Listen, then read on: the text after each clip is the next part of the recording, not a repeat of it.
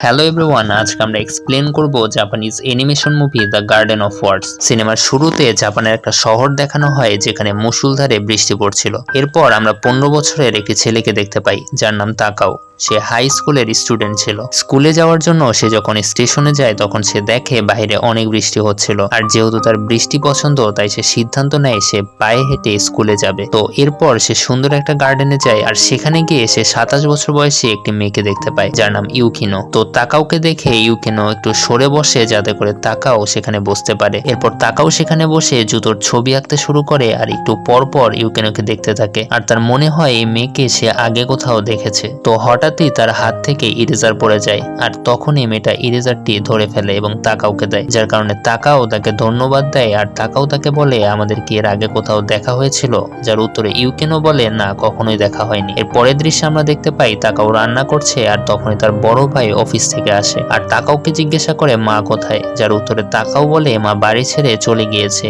আর এই চিঠিতে লিখে গিয়েছে সে আর কখনো ফিরে আসবে না, আর তাকে যেন কেউ খুঁজতে বের না হয়। এরপর দুই ভাই যখন রাতের খাবার খাচ্ছিল তখন তাকাওয়ের বড় ভাই তাকে বলে আমি আমার গার্লফ্রেন্ডের সাথে থাকবো, আর আমি নতুন একটা বাড়ি নিয়েছি। এটা শোনার পর তাকাওয়ের মনে হয় হয়তো এই কারণেই মা বাড়ি থেকে চলে গিয়েছে। তো এরপর তাকাও যখন তার রুমের মধ্যে হ্যান্ডমেড শু বানাচ্ছিল তখন সেখানে তার ভাই আসে এবং তাকে বলে আমার বাড়ি শিফট করতে তুমি কি সাহায্য করবে? তাকাও তাকে বলে হ্যাঁ। তো পরের দিন সকালবেলা তাকাও দেখতে পায় বাহিরে বৃষ্টি হচ্ছে এবং সে অনেক খুশি হয়, আর তাড়াতাড়ি রেডি হয়ে সে গার্ডেনে যায় এবং সেখানে গিয়ে সে ইউকেনোকে দেখতে পায় এবং দুজনের সাথে কথা বলে। আর ইউকেনো তাকাওকে বলে তোমার কি আজকে স্কুল নেই? যা শুনে তাকাও ইউকেনোকে বলে আপনার কি আজকে অফিস নেই? এইটা শুনে ইউকেনো বলে আজকে আমার অফিসে যাওয়ার মুড নেই।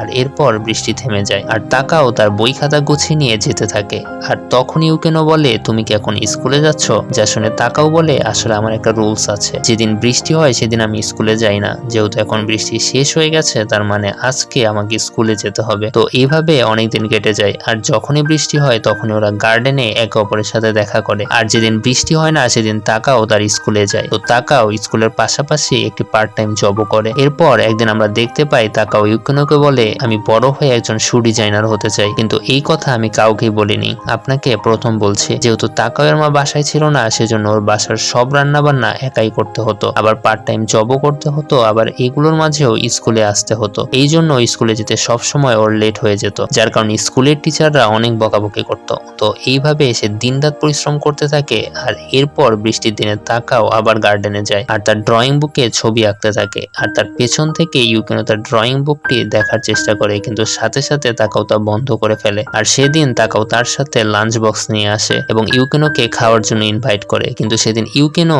তার লাঞ্চ বক্স নিয়ে এসেছিল। তো তাকাও বলে আমি মনে করতাম আপনি রান্না করতে পারেন না। তো ইউকেনো তার লাঞ্চ বক্স খুলতে তাকাও সেটা দেখতে পায়, আর এটা এমন একটা ডিশ যেটা তার মা প্রায় রান্না করতো। তো সেখান থেকে সে একটু খাবার খায়, কিন্তু খাবারের স্বাদ তার একটু পছন্দ হয় না। তো খাওয়া দাওয়া শেষে যখন তাকাও ঘুমিয়ে পড়ে তখন ইউকেনো ওর নোটবুক দেখে নেয়, আর এরপর আমরা ইউকেনোকে তার বাসায় তার এক্স বয়ফ্রেন্ডের সাথে কথা বলতে দেখি এবং তাদের দুজনের কথার মাধ্যমে আমরা জানতে পারি ইউকেনোর টেস্ট ডিসঅর্ডার নামে একটা অসুখ রয়েছে, যার কারণে সে খাবারের স্বাদ ঠিক মতো বুঝতে পারে না, আর এই জন্য ওর খাবার ভালো হয় না। এছাড়া আমরা আরো জানতে পারি ইউকেনো আর তার এক্স বয়ফ্রেন্ড একই সাথে একই অফিসে কাজ করতো, আর সে তার চাকরিটি ছেড়ে দিচ্ছে কারণ তাদের দুজনের বিষয়ে অফিসে অনেক গুজব ছড়িয়েছে। তো পরের দিন আমরা ইউকেনো আর তাকাওকে আবার সেই গার্ডেনে দেখতে পাই, যেখানে ইউকেনো তাকাওকে একটা হ্যান্ডমেড জুতা বানানোর বই গিফট করে, আর তাকাও এই বইটি পেয়ে অনেক খুশি হয় আর বলে নিশ্চয়ই বইটার দাম অনেক বেশি, তবে এইটা আমি ভালো মতন পড়লে আমি নিজেই হোমমেড জুতা ভালোভাবে বানাতে পারবো। তবে আসলে আমি মেয়েদের জুতা বানানোর চেষ্টা করছি, যার জন্য আমাকে একটা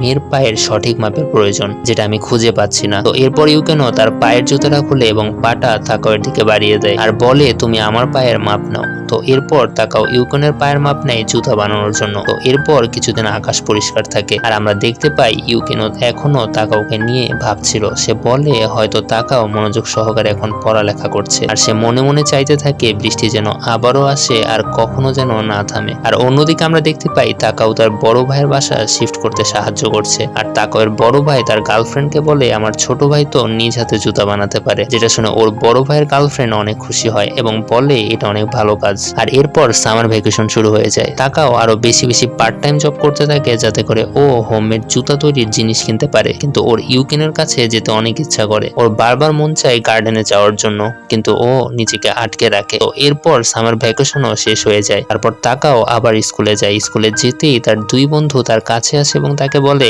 আমরা এবার সামার ভ্যাকেশনে অনেক এনজয় করেছি, তোমার সামার ভ্যাকেশন কেমন কেটেছে তাকাও? যার উত্তরে তাকাও তাদেরকে বলে এবার সামার ভ্যাকেশনের 15টা সময় আমি জব করেছি। আর এরপর আমরা দেখি অফিস স্টাফ রুম থেকে ইউকেনও বের হয়, আর তাকাও আর ইউকেনও একে অপরকে দেখে থেমে যায়। আর এরপর তাকাও জানতে পারে আজকে ফার্স্ট পিরিয়ডের পর ইউকেনও স্কুল ছেড়ে চলে যাবে, আর ইউকেনও এই স্কুলেরই একজন শিক্ষক ছিল। আর এখন তাকাও বুঝতে পারে কেন মনে হয়েছিল যে এই মেয়েটাকে আগে কোথাও সে দেখেছে। ইউকেনও তাকাওকে চিনতো কিন্তু কখনো পরিচয় দেয়নি। এরপর তাকাও তার বন্ধুদের কাছ থেকে জানতে পারে ইউকেনের সাথে তার সিনিয়র স্টুডেন্টদের সম্পর্ক ভালো ছিল না, কারণ সিনিয়র স্টুডেন্টদের একটি গ্রুপের মধ্যে একটি মেয়ের বয়ফ্রেন্ডকে ইউকেনও পছন্দ করত, যেটা সেই মেয়েটা একবারে সহ্য করতে পারতো না। তাই সে ইউকেনও আর তার এক্স বয়ফ্রেন্ডের নামে বদনাম ছড়ায়। আর ইউকেনের এক্স বয়ফ্রেন্ডও এই স্কুলের টিচার। এরপর তাকাও ওই সিনিয়র মেয়ের কাছে যায় এবং সেখানে গিয়ে ওই মেয়েটিকে বলে তুমি ইউকেনের কাছে গিয়ে ক্ষমা চাও, কিন্তু ওই মেয়েটি ইউকেনের ব্যাপারে আরো খারাপ কথা বলে, যা শুনে তাকাও অনেক রেগে যায়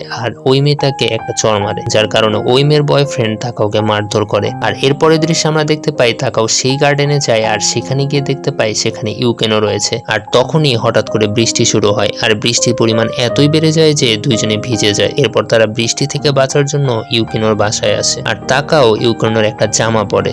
আর এরপর আমরা দেখতে পাই ইউকেনো তাকাওর জন্য কফি বানায় এবং দুইজন কফি খেতে খেতে কথা বলে, যেখানে তাকাও বলে আমি তোমাকে ভালোবেসে ফেলেছি, যেটা শুনে ইউকেনো চুপ হয়ে যায়। আর কিছুক্ষণ পর ইউকেনো তাকাওকে বলে আসলে আমি সিদ্ধান্ত নিয়েছি আমি গ্রামের বাড়ি চলে যাব।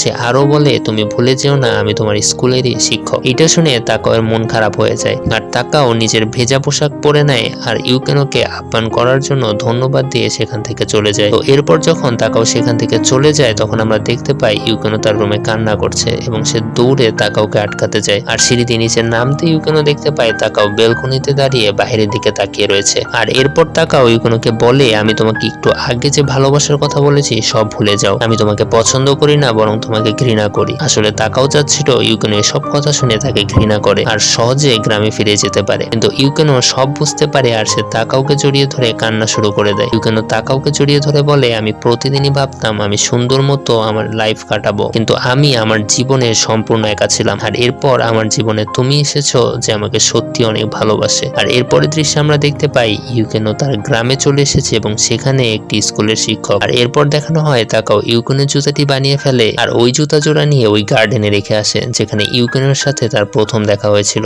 আর এখানেই সিনেমাটি শেষ হয়ে যায়।